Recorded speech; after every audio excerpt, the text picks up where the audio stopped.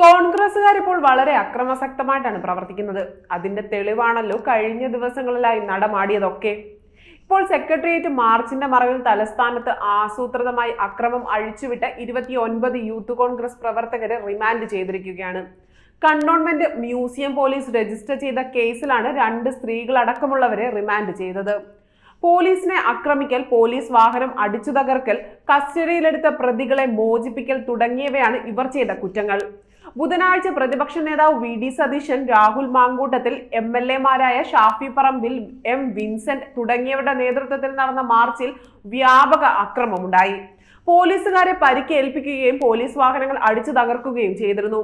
ആകെ 1.35 ലക്ഷം രൂപയുടെ നാശനഷ്ടം യൂത്ത് കോൺഗ്രസുകാർ വരുത്തിവെച്ചതായാണ് പോലീസ് റിപ്പോർട്ടിൽ പറയുന്നത്.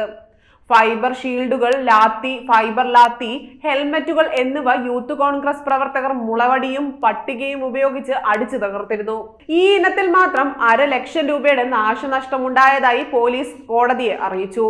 പ്രതികൾക്ക് ജാമ്യം നൽകുന്നത് സമാന രീതിയിലുള്ള കുറ്റകൃത്യം ആവർത്തിക്കാൻ ഇടയാകുമെന്നും സംഘർഷത്തിലേക്ക് നയിക്കുമെന്നും മുഖ്യമന്ത്രിയുടെ നേതൃത്വത്തിലുള്ള നവകേരള സദസ്സ് തിരുവനന്തപുരത്ത് സമാപിക്കുന്ന ദിവസം പ്രശ്നങ്ങൾ സ്വീകരിക്കാൻ സാധ്യതയുള്ളതിനാലും ജാമ്യം നൽകരുതെന്ന് പ്രോസിക്യൂഷന് വേണ്ടി ഹാജരായ അഡ്വക്കേറ്റ് മനു കല്ലമ്പള്ളി വാദിച്ചു. കണ്ടോൺമെന്റ് രജിസ്റ്റർ ചെയ്ത 2 കേസിൽ പ്രതികളായ പവിജ, ചൈത്ര എന്നീ പ്രവർത്തകർക്ക് മാത്രം ജാമ്യം നൽകി. മറ്റൊരു കേസിൽ ഇവരടക്കം മുഴുവൻ ആളുകളെയും തിരുവനന്തപുരം JFCM കോടതി 14 ദിവസത്തേക്ക് റിമാൻഡ് ചെയ്തു. ഇവരുടെ ജാമ്യാപേക്ഷ വെള്ളിയാഴ്ച പരിഗണിക്കും. കൂടുതൽ വാർത്തകൾ അറിയുവാനായി ഈ ചാനൽ സബ്സ്ക്രൈബ് ചെയ്ത് ഫോളോ ചെയ്യുക.